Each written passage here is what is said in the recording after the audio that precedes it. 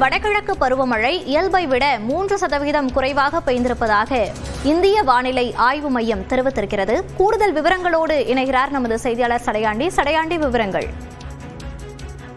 மோனிஷா, இந்திய வானிலை ஆய்வு மையம் வடகிழக்கு பருவமழை எவ்வளவு பெய்திருக்கிறது, தமிழ்நாட்டில் எவ்வளவு பெய்திருக்கிறது என்ற ஒரு அறிவிப்பை வெளியிட்டிருக்கிறார்கள். அந்த வகையில் நடப்பாண்டு வடகிழக்கு பருவமழையானது இயல்பை விட 3 விழுக்காடு குறைவாக பெய்திருப்பதாக அவர்கள் வெளியிட்டிருக்கக்கூடிய புள்ளி விவரங்கள் தெரிவிக்கின்றன. இயல்பாக 44.1 சென்டிமீட்டர் மழையானது பெய்திருக்க வேண்டும். அதைவிட 2 சென்டிமீட்டர் மழை குறைந்து 42.7 சென்டிமீட்டர் மழை மட்டுமே பெய்திருக்கிறது. வடகிழக்கு பருவமழை என்பது அக்டோபர், நவம்பர், டிசம்பர் ஆகிய 3 மாதங்களில் பெய்யக்கூடிய மழையினுடைய அளவை தான் நாம் வடகிழக்கு பருவமழையாக கணக்கிட்டு வருகின்றோம். அந்த வகையில் நடப்பாண்டு அக்டோபர் 16ஆம் தேதி தான் வடகிழக்கு பருவமழை தொடங்கியது.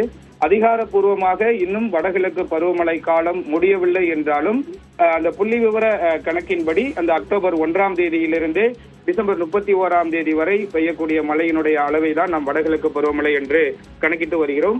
அந்த வகையில் பெய்யக்கூடிய மழையினுடைய அளவு ஒட்டுமொத்தத்தில் தமிழ்நாட்டில் 3 விழுக்காடு குறைவாக பெய்திருக்கிறது. குறிப்பாக சென்னையை பொறுத்தளவிற்கு 10 விழுக்காடு குறைவாக பெய்திருப்பதாக இந்திய வானிலை ஆய்வு மையம் வெளியிட்டிருக்கக்கூடிய அந்த புள்ளி விவரம் தெரிவிக்கின்றன.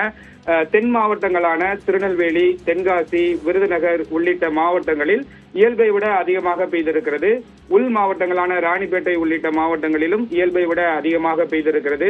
மேற்கு தொடர்ச்சி மலையை ஒட்டி இருக்கக்கூடிய நீலகிரி, ஊட்டி, திண்டுக்கல் உள்ளிட்ட தேனி உள்ளிட்ட மாவட்டங்களிலும் இயல்பான அளவு பெய்திருக்கிறது.